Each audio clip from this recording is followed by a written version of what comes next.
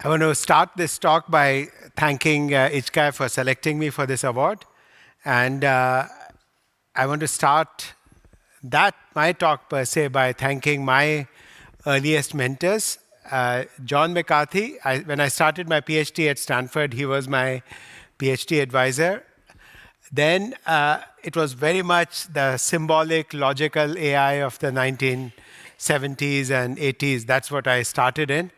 And then the person in the middle is Rodney Brooks, who was one of the key people who convinced me that that was not the way to AI.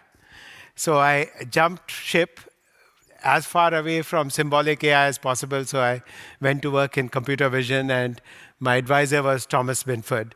And in fact, Rod Brooks was both a fellow student and subsequently one of my advisors because he joined Stanford as a faculty member.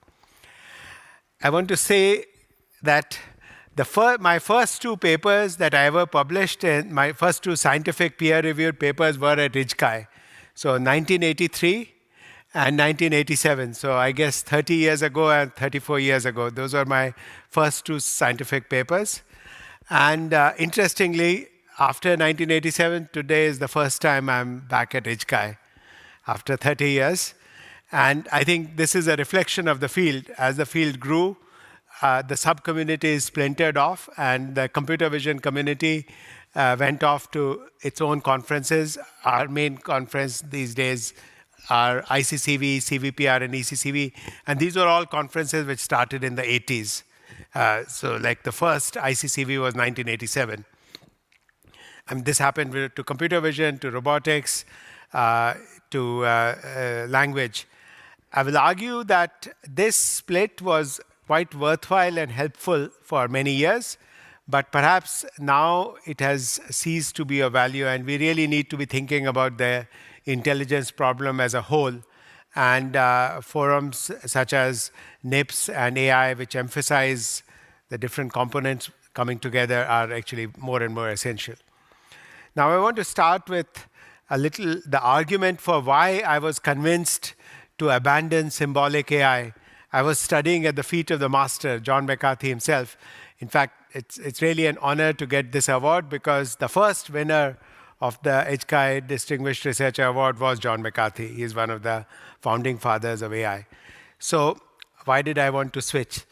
I was convinced by these kinds of arguments which were made by people like Hans Moravec and Rodney Brooks, I found them convincing. And these are arguments based on the phylogeny of intelligence, to look at intelligence not just as a mathematical abstraction, which is very clean and tidy, but rather the result of a biological process of evolution. So something like 550 million years ago in the Cambrian era, we have the first forms of multicellular animals which could move and see.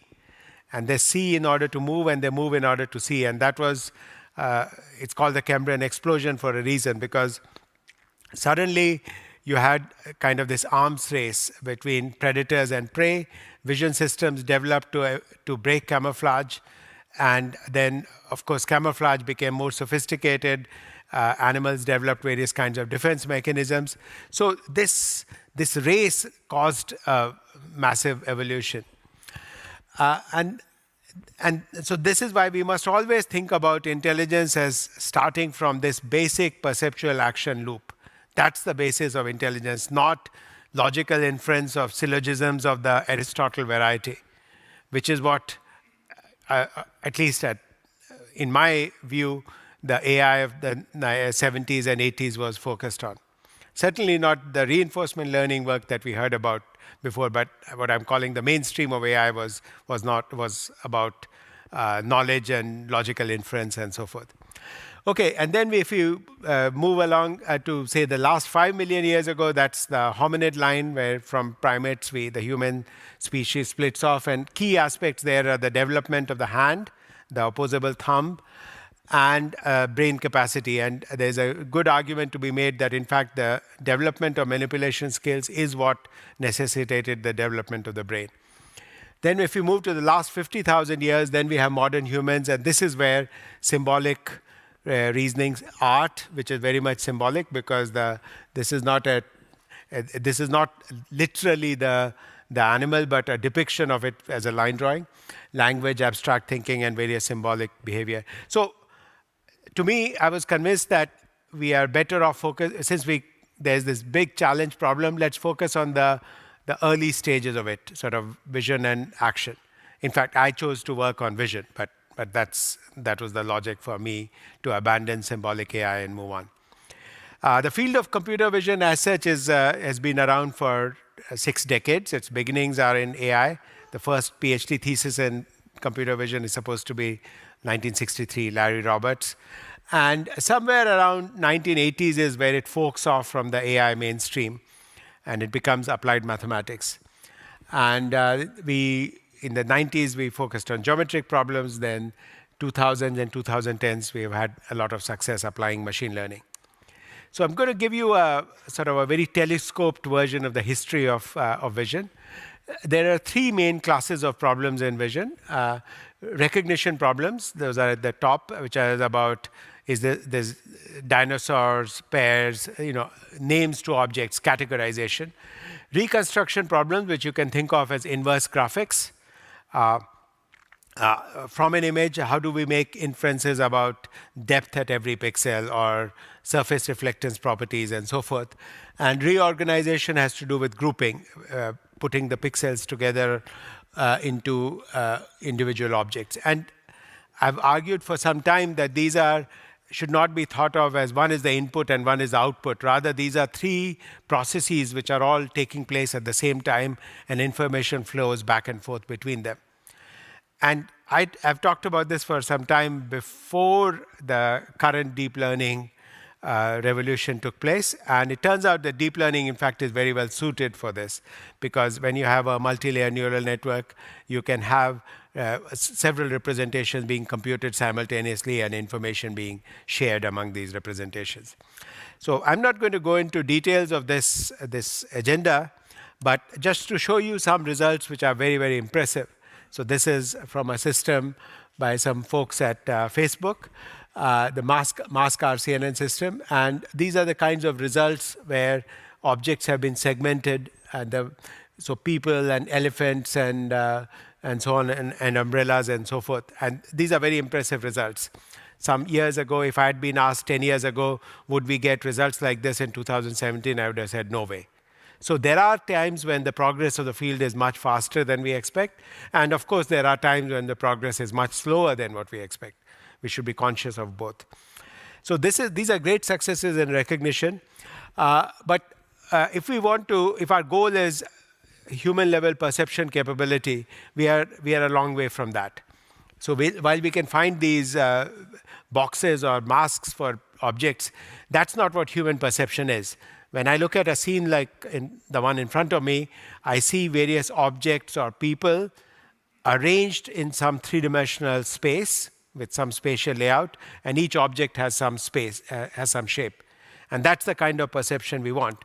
So we want this kind of object-centric 3D.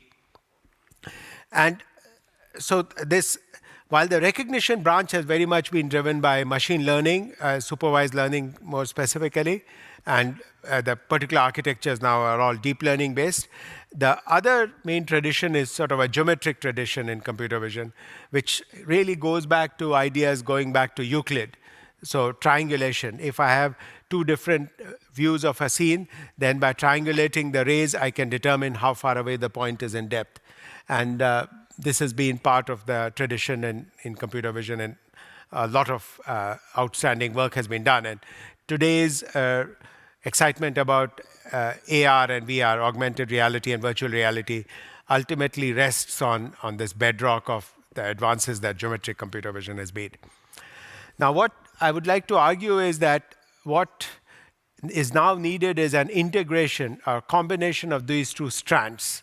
And these 2 strands use very different kinds of mathematics, right? So there is sort of optimization which underlies, with stochastic gradient descent, which underlies the supervised learning approaches of recognition. And then there is this classic geometry, often projective geometry, that underlies the work in 3D vision.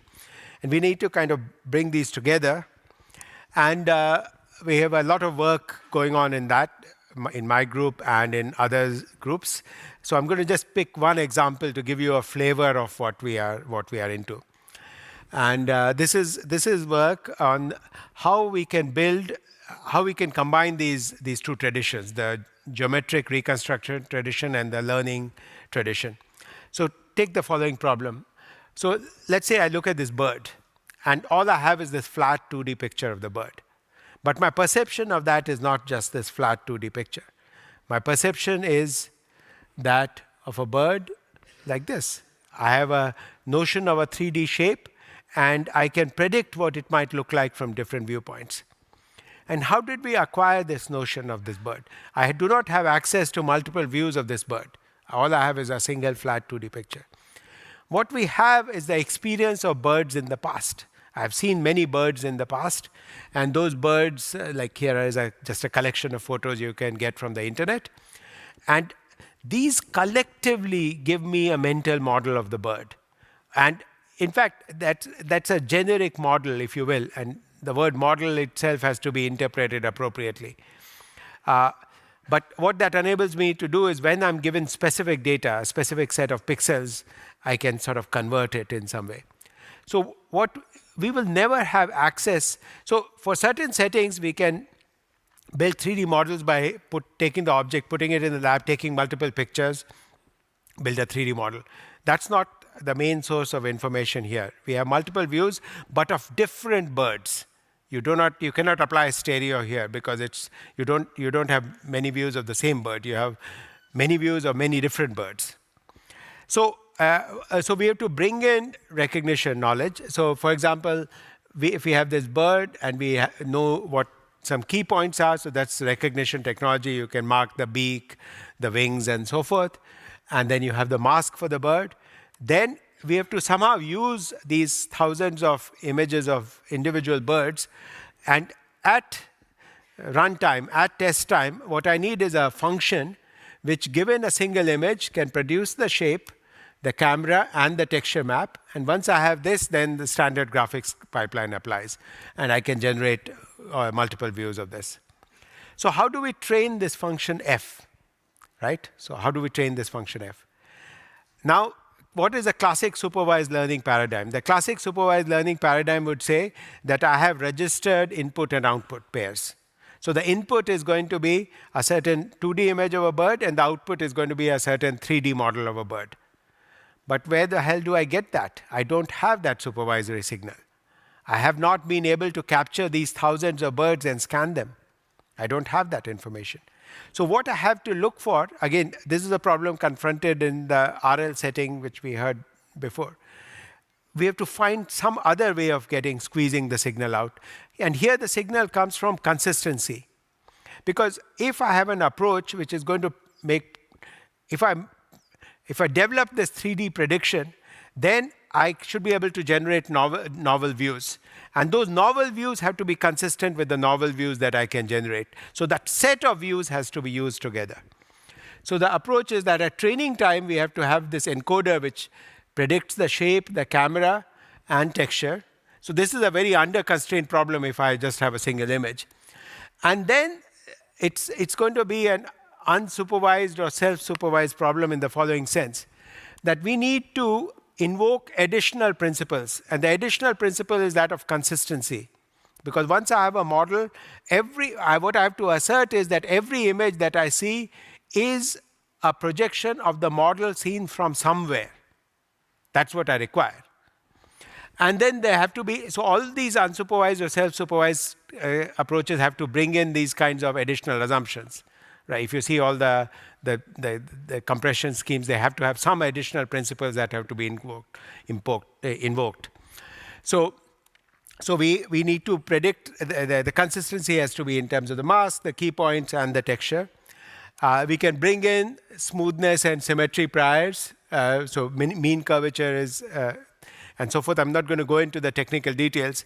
But interestingly, what this does is that this is actually a marriage between the very data-driven approaches that are popular these days and the much more sit down and think about the problem style of classical computer vision.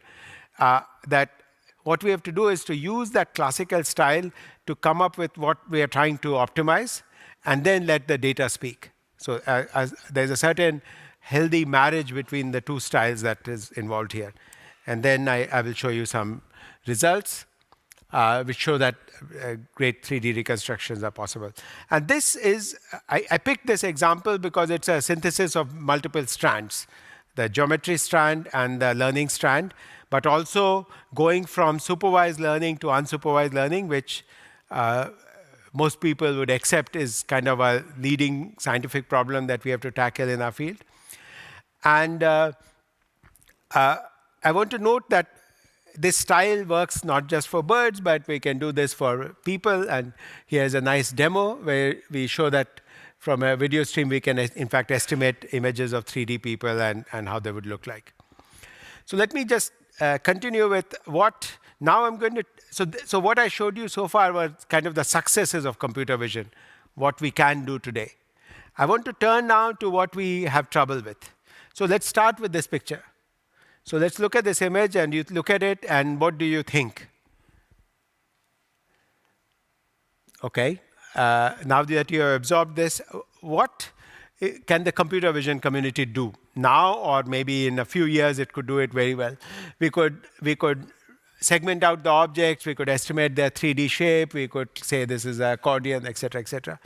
But in my view, that kind of totally misses the point. What's the most interesting thing about this picture? We have anticipation, we have prediction, we are expecting something to happen.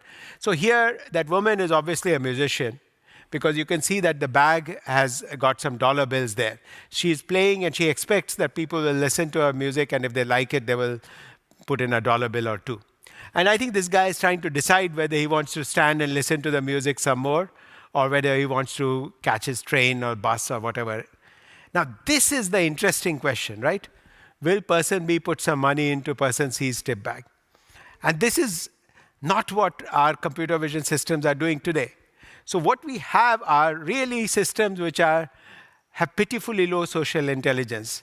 It's like you're answering mechanically boring questions which are irrelevant with respect to my needs. Okay? What we need to do is to understand the state of humans as they interact with each other and with the external world. And this is what we would need. And this will become important as we consider time, the arrow of time. What we need to understand video. To make sense of video, we really need to understand the hierarchical structure of human behavior. And it is at multiple scales. Right now, what am I doing? Either I'm moving my hands, am I giving a talk, am I accepting an award? All of these are true simultaneously. We need to understand the hierarchical nature of human behavior. This is much harder than object detection because it really requires us to think about movement, not just movement, but goals, actions, events. So an action is a movement plus goal. And this is what our low-level pattern recognition approaches do not capture. We're kind of missing the point, if you will. And when you think about this, you can see that this connects up to bigger and classical cognitive science or AI questions. These are questions going back to the 60s and 70s and 80s. And the time has come for us to revisit them with our modern tools. For example, this classic question of how do you understand the behavior when you go to a restaurant, right? There's a waiter, there's a script, scripts, frames, schemas. These are all terms from that time. We have to convert these to learning problems rather than hand-designed problems the way we were doing them in that era. And the models that we need to be of physical behavior as well as social behavior. And why do we what do we mean by models? The model has to have a very broad meaning. And I'm a history buff myself, so here is a quote from Craig, who was one of the pre-founding figures of cognitive science, because he died in 1943 of a bike accident, a very untimely death. But read that quote, it's brilliant. So it's really, it fits in with the theme of model-based RL as well.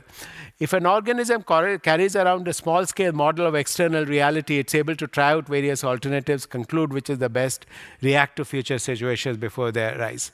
So once you have models enable you to predict and plan.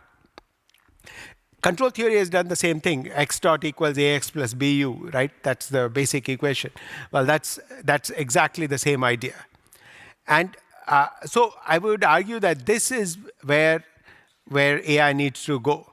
And I have spent 30 years of my life just in the bucket of perception. But I do not wish to spend the rest of my life, whatever it remains, the rest of my scientific life, in that bucket. This is what we really need to be doing. We need to move beyond our separate buckets, separate silos of perception or action or language or semantic reasoning. We need to be thinking about the whole enchilada. And one way to think about it is in this trinity: vision, broadly perception, motor control, language and semantic reasoning, and all of these interact. And of course, I talked about the phylogeny of intelligence, but I want to talk about the ontogeny of intelligence. These are the two standard terms from biology. Phylogeny is the life of over evolutionary timescales, and ontogeny is the life of a single organism from birth onwards. So if you look at this picture, on the top left, you see this kid playing around. So this is what children are. So there is what children are doing is they're constantly experimenting. They're playing around. The child reaches out, and in her crib, she sees these objects. She's touching them. She's banging them. The object moves. It makes a sound, etc., etc. So the child is like a scientist, carrying out these experiments, generating hypotheses, building models of the physical world, models of the external world, models of humans, models of, and so on and so forth. And this child, when she next goes to the zoo with her mother, which is what I've tried to show on the right, and then the mother says, "That's a zebra," then that one example is enough. Because this child is a visual genius. The child already knows so much. So because of its previous experience with the three-dimensional world, it does not need thousands of examples of zebras in order to master to recognize objects from different points of view. Whereas our current programs do. Our current programs trained on ImageNet need thousands of examples of zebras. It's because they're not visual geniuses. They have not had that experience.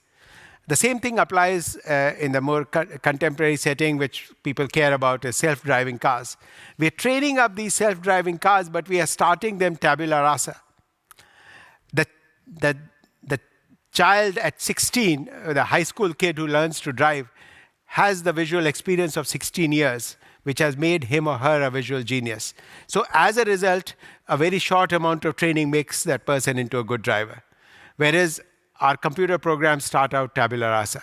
So I feel that we have to bite the bullet. We have to find ways of incorporating all this common sense knowledge. This is, again, a long-standing tradition in AI, but we have to find learning ways of doing it, not just the style in which, say, Psych was trying to do it in the 80s. And then I want to point out this quote. If you look at the bottom part of the slide, there's a selection, there's a paragraph from Turing. This is, by the way, the famous Turing paper which proposed the Turing test of 1950. This is a paper which everybody quotes, but very few people read. Or at least if they read the paper, they never read past the first 5 pages. If you read next time, please download the paper and go on till section 6. And there you have Turing's proposal of how to build an intelligent machine, at least one of his ideas. It says, instead of trying to produce a program to simulate the adult mind, why not rather try to produce one which simulates the child's? If this were then subjected to an appropriate course of education, one would obtain the adult brain. This is, I think, this is laying out a research agenda. Can we try to emulate the process of children growing up from birth zero? There's something already there. There's a neural architecture there. And then there will be a series of experiences. And with that, we can produce those geniuses who then need to be taught very little. So in my group, we are kind of embarked on this agenda. We do not think that this is something which will be accomplished very quickly, but we must walk on the right path. Turing wrote in 1950. Since then, in the last 60, 70 years, the field of child development as psychology has made tremendous advances. We know a lot about how children learn and what is built in and how they acquire knowledge. It's really moved quite beyond Piaget, who's the standard reference for this. There's a huge literature. I'm going to just pick one reference just as a pointer. This is from Smith and Gasser. It's a good review article. It's really not just basic research, but sort of a compilation of the findings. But here are some of examples of what we know from child development. Multimodal, like the baby playing in the crib, simultaneously has information about sound and smell and maybe even taste and so forth. It performs an action, it sees the result. It's physical, it's actually moving and exploring in the real world. It's not purely in a mental space. It's exploring. So this is the explore, exploit, the sort of kind of dilemma. Be social. You are learning from caregivers and others. And then language, which gives you a major rapid advances in acquisition beyond a certain stage. So these are the kinds of, this is the kind of rich story we need to have if our goal is intelligence writ large. Now, I'll show you a few results from our lab, which are kind of little baby attempts, so to speak, in this kind of paradigm. So here's a paper which is about. Let's see if this video can. Okay, so we want to get out of this paradigm where you provide supervision for everything, right? We want the robot to do its own experiments and observe the results. So here we have this robot, which is kind of like this baby. It's poking around. It commands, it pokes various objects. It has a camera up there so that it has an image before and after. So it looks at a scene. It performs an action, which it knows what the action is because it commanded it. And then it sees the end result of that. So as a result, we have got various of these input-output pairs together with knowledge of the action. So we have a triplet: initial state, final state, and the action that you performed. And now we can throw our sort of neural network learning architecture. So there's like a Siamese design. And what we do use this for is simultaneously training forward and inverse models. So the inverse model would be given an initial and final state and try to predict the action. So this is what you need for planning. A forward model is really an encoding of physics. So this is, if there's a certain input image and you perform a certain action, then what will be the final output stage? So that's the forward model. And the forward model and inverse model have a relationship, right? They're like F and F inverse. Again, ideas like this have been around before, I mean, in the control literature and so on. And what we can do is, by doing all these experiments, the robot does these experiments. With that, it gets all these triplets, and then it uses those triplets to jointly learn the forward and inverse model. If you want to put it in sort of Gibsonian terms, it's a little affordance, the affordance of poking. But the sensory part and the perception part has been mixed in some way. And it does not have this explicit separation of internal kinematics, external world, etc.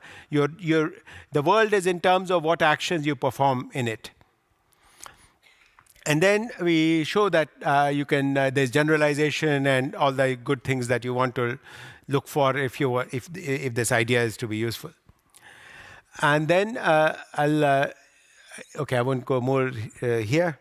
But here's another example, which is a slightly different kind of task, which is that the task is to arrange this rope in some configuration, so perhaps with a knot in it or whatever.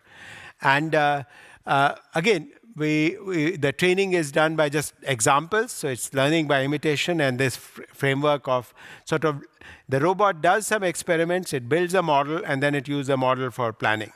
And the forward and backward models are trained at the same time. I'll give you another, and hopefully this reminds you of this baby experimenting in the crib. Let me give you another example. This is the problem of segmentation. So image segmentation is you have some bunch of pixels, you want to separate out the pixels for a cat, separate from the table, from the chair, and so forth. Now, classically, or what the computer vision community does now is that it trains it by supervision. But what you have is a ridiculous signal, which is the claim that you can shove into the brain the output of a segmenter, which means exactly what are the pixels corresponding to the cat. Okay, this is much more of a requirement than just the mother telling the child, this is a cat. This says the mother goes in and inserts into the neurons which pixels correspond to the cat, which cannot possibly be the case. So what we did was, again, we wanted to develop this active learning by experimentation style. So what we do is we have this robot which is in this playpen, and it's going to try to pick up objects. And if what it can pick up is an object, and if it pokes fruitlessly, that's probably just background, some flowers in the background. So that's the basic setup. You just, by interaction, so you have an input image, you have some hypothesis of what the objects are. If you think this is an object, you should be able to pick it. So the gripper tries to pick up the object. And either if it succeeds, well, then you have a positive example. If it fails, then you have a negative example. And now you've got your set of training examples for training a supervised learning system. So it is supervised learning in the inner loop, but the examples are being produced by this outer loop of experimentation. Okay. Again, things like this show up inside reinforcement learning as well. And I'm not going to get into much detail, but you see this performance improves, and it seems to improve better in this active style than in a more passive style of just a data set which has been collected. Then let me show you. Okay, then the system that has been that's learned to separate out objects this way can then do rearrangements of objects and so on and so forth, and we have some numbers to show that. I'm going to finish in like 3 minutes. Is that okay? Yeah. So what I've shown here are examples of sort of manipulation and perception being done in this sort of developmental style without this kind of external supervision. Now I'm going to turn to another key problem which we learn, which humans are very good at, which is navigation. So we can go around in various environments, sometimes with a map, sometimes without a map, places which we are very familiar with, places we are only partially familiar with. And it's not just humans. I mean, ants can do this, and bees can do this, and birds can do this. So how do robots navigate in unknown environments? So let's say there's a robot equipped with a camera, dropped into a novel environment it has not been in before, and it has to achieve certain goals. For example, it could be to get to a certain location. It could be specified in some coordinates, delta x, delta y, or so many feet north, so many feet east, or something like that. Or it could be a semantic goal. Find the nearest chair, find the nearest elevator. How do we do this? So there's a classic robotic solution for this today. And that classic robotic solution is a very siloed solution. There's a first stage, which is 3D reconstruction. So this is called SLAM, simultaneous localization and mapping. So what you do is you basically go around the environment. So like if we were in this auditorium, you would go around, the robot would go around with a camera, take thousands of pictures, and from those pictures build up a 3D model of this complete space. So that's the first stage. And then there's a second stage, which is how to navigate. So let's say my primary goal right now is to find the exit and get out of this room. So what you now do is solve a simple computational geometry kind of problem. You have an environment which has been fully mapped. You want to find a path which is in free space, which avoids obstacles. So that's the classical approach to doing this in robotics, and it's very successful. There are lots of engineering applications that have been built on top of this. But think about this. This kind of classical separation of perception and action does too much and too little. First of all, why does it do too much? Do I really need to know the location of every chair and the details of every object on every chair if all I want to do is get out from where I am to the exit? I don't need all that stuff, right? I need much less. So precise reconstruction is not necessary. Precise localization is not necessary. We don't go around. Suppose you go to a mall and then you decide, okay, I need to find the place where I could get a coffee. I'm not going to first spend a few hours mapping out the whole mall. Okay, I'm going to do some search and get to the first coffee shop I find. It's insufficient. These classical approaches are insufficient because they make no use of standard regularities. For example, when you are suppose today morning you were in your hotel room and you had to find the elevator. to come down and exit the hotel. You probably had a good instinct about which way to go to find the elevator. You sort of expect it to be in the middle of the building. You will sort of go in corridors and so forth. You're not going to blindly go knocking at every door to find out where the elevator might be. You don't expect elevators to hang around inside, to be in people's rooms. This is all because of our experience, prior experience with various shapes. So just like we have category knowledge of dogs and cats, we have category knowledge of spaces, of what a grocery store is, what a hotel floor is, what a auditorium is, and so on. And that experience guides us every new place we go to. So even if I have not been to this mall before, I have been to many malls in the past. And that's going to guide me in my way around navigating through this mall. So therefore, in fact, learning needs to be brought in, and prior experience needs to be brought in. So how do we do this? How do we combine these two traditions? So here is a way we settled on this problem, which is, again, to build a certain architecture which is going to have a stage corresponding roughly to perception and a stage corresponding roughly to navigation. But the two are not so cleanly separated, and they can be trained end to end. So the idea is that you move, you take a picture, you absorb the new image into your current representation, okay? And so which is like a belief of what the world is. And then you use that for planning. And planning means actions here, go forward, go to the left, go to the right, and so forth. And then you make that move, and then you take another picture, and so forth. So as you are going through acquiring these experiences, you are acquiring these images, your map is being constantly built up. And this map is always being used for making your judgment, making your decisions about what actions to take. Now, this process is what you do at runtime, but you also do similar things in the past. You have also done similar things in the past in various similar environments, and those capture sort of general heuristics about various places. So, if I have experience with 3 auditoriums in the past, then when I come to this new auditorium, it's going to guide me. Okay. And the technical details here are that you need to have each of those stages be differentiable. So then this whole system end to end is differentiable. You have an error signal, you can train it by backpropagation and so forth. And we showed how this could work in a data set where, on multiple data sets actually, but ones where you had a very realistic situation because these were environments acquired by scans in which we could simulate. And we show that this approach does better than some alternatives. I mean, nowadays, everything, you have to show some graphs and you have to show that your curve is better than other people's curves. I'm about to conclude. So this is just a reminder of where I think we all need to be. So I personally have in my career, last 30, 35 years, have focused just on the vision question.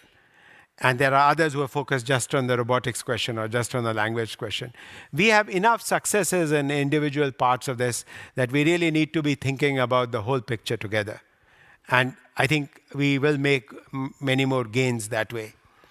How will we study this? I think one way this could be done is, I think we are now in a position that we can have really good simulations of reality. We can.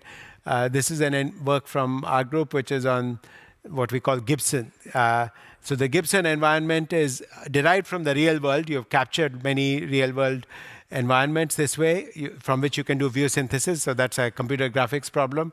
You have download an agent who could have a body like a human or a hexapod or whatever, and then you have a physics engine, and you use these together. And I think that we should use a combination of this simulation as well as real world experiments. But the characteristic of these environments is that you can do feedback loops, whereas just classic fixed data sets like ImageNet don't enable us to do that.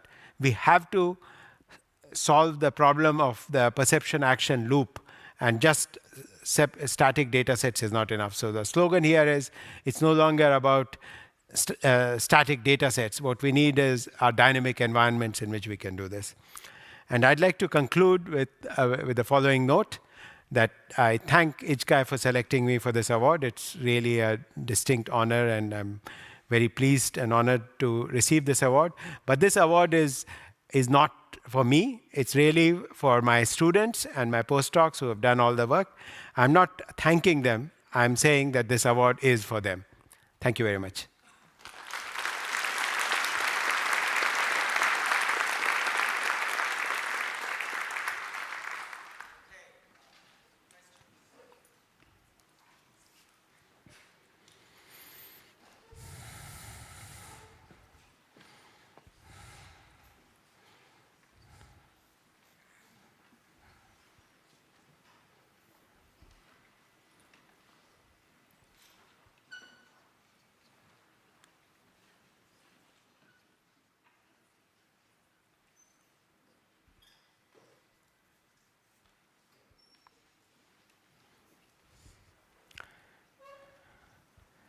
I guess it's late in the afternoon and on the last day of the conference. But put people deep in thought. Yeah. So let me ask a question. So we just heard from. Yes. All right. So my question is, we heard reinforcement learning from the Andy's talk, and then there's your talk, and it's all about robotics, navigation, SLAM, and so on. So are they related, and how are they different? I think they are focusing on different aspects of the problem, but they are compatible approaches. I think what is it, both, so let's go to, say, Markov decision processes as the definition of the problem. And in this problem, you sort of have to have a notion of a state, an observation, and then action. Well, that observation, usually in the AI community or in the reinforcement learning community, has been treated in a very abstracted way. Whereas me, as a computer vision person, all I have devoted my life to is how do we go from the state to the observation and from the observation to the state. But at some point, I need to go beyond that and to consider the question of how do we change the state. That's action. Right? So I'm going to perform actions, and then I will make new observations and so forth. So the state to observation link, which in the work on MDPs, POMDPs in RL has often been very simplified, in the context of the real world is actually very complex, and something like 30 to 50% of the human brain is devoted to perception for this reason. And people like me have devoted our lives to that. But the time has come for linking that to the stage of action. And what I advocated were model-based approaches where you acquire a model from your experiments and then you use it for planning. But once you perform an action a few times, then it becomes a habit and becomes very smooth. And that's the stage where in a way, you have an approximate policy which you fine-tune through experience. When you can learn to play tennis. So my example would be, you can learn to play tennis very quickly because you know how to hit a ball with a racket, because you know about rackets and balls and physics and so forth. On the other hand, to master it may take you a lifetime. I have a question for I'm here, right? Yes. Yeah, thanks for the talk. I have a question about the importance or the ranking of the amount of data and the computing power and the algorithms or the methods in terms of achieving next generation of computer vision achievements. Right. So I think that there is if you look at Hans Moravec wrote a book in the 90s where he plotted out current computing power, and he plotted it over time, assuming Moore's law. And then he sort of tried to compute when would the computing power of the desktop machine be the same as that of the human brain. And you could get a number like 2020 or 2030. But if you have GPUs and you have 100 of them and so forth, you could argue that we have the computing power of the human brain today. Our current successes are based on tons of huge computing power and of course, huge label data, right? Yep. Now, this works for certain settings, but it does not work for everything. So there is always a long tail. So if you ask the people, I mean, I currently work with Facebook, and I've previously worked with Google. If you ask anybody in a company, what they will tell you is that if you're trying to solve a recognition problem, there's going to be a long tail. There will be some categories for which you have very, very few examples. So with the brute force approach is not super effective. Humans are able to learn from very few examples, right? So we need to have that capability. Now, the human learner is not a tabula rasa learner. The human learner benefits from the experience with other categories, plus maybe those initial experiments as a child interacting with the world. So the case of categories for which you have few training examples, the few shot learning problem, is in fact an important problem for practical applications. It's an important problem scientifically, and almost by definition, this problem cannot be solved by just throwing more data on the problem. It requires better design, better architectures, better understanding of transfer learning, and so on and so forth. So so my personal take is that earlier, if we were talking 20 years ago or 10 years ago, I would say the bottleneck was, in fact, computing. But that is no longer the bottleneck. In fact, the power consumption of these GPU chips is much, much greater than the power consumption of the human brain, which is like 20 watts. So we are past that point. I think now it's really back to sort of more sophisticated thinking about algorithms and architectures and so forth. I think currently, with the computing power we have, we probably are short of ideas more than computing power.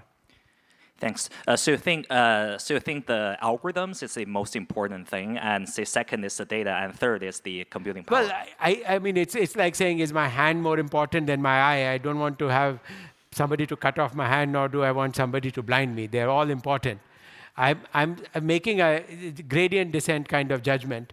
At this point, would an increase in computing power by a factor of 10, how much of an advance would that be versus advances in algorithmic ideas, given where we are now?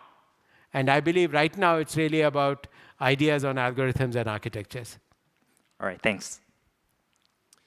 Hello.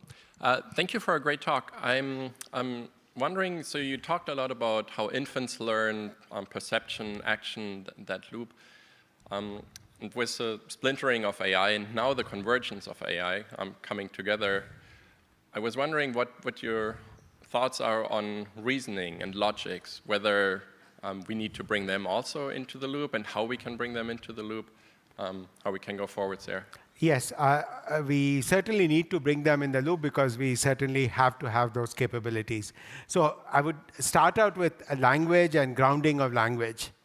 I think that currently our systems for language, I would say compared to the advances in vision and action, in vision, in perception and robotics, language is quite a bit far behind.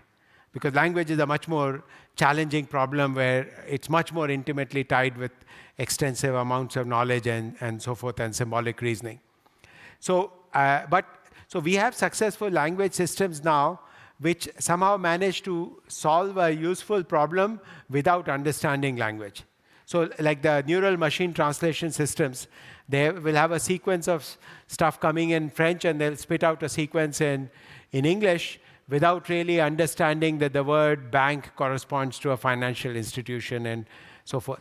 Now, if you consider language in the context, a grounded language, like the way child acquires language, then it is in fact tied to perception and action, right? Because the child observes actions and actions which are manipulations of objects. It imagines how the child could himself or herself perform that action.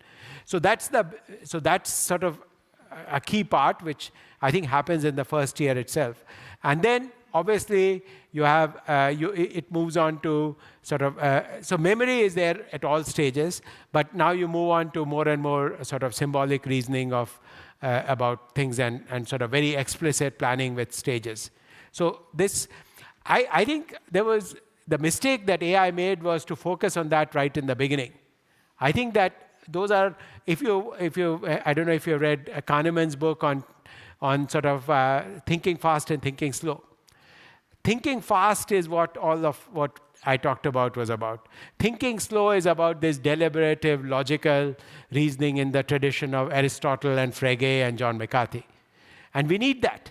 But that needs to be built on top of a substrate of thinking fast. And when we didn't have that, we had these symbols, but they were not anchored. And in fact, the founders of AI, like Newell and Simon, had this physical symbol system or hypothesis where they conjectured that we did not have to worry about the grounding. And I don't agree with them. I think that we have to worry about the grounding. And fortunately, these are the aspects which have seen most progress. So the advances in pattern recognition, helped along by deep learning and so forth, have given us a good handle on sub-symbolic reasoning. So we need to connect back to all those classical questions, but starting from this much richer base. And that way we will build systems which are robust and not brittle, which is the way classical symbolic systems were.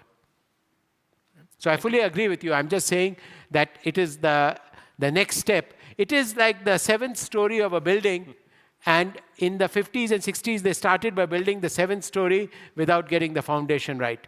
And now, us people toiling away in the pixels and in the robotics world, we have provided the first 6 stories. Time for the symbolic people to pile on. Great, thanks. Thank you.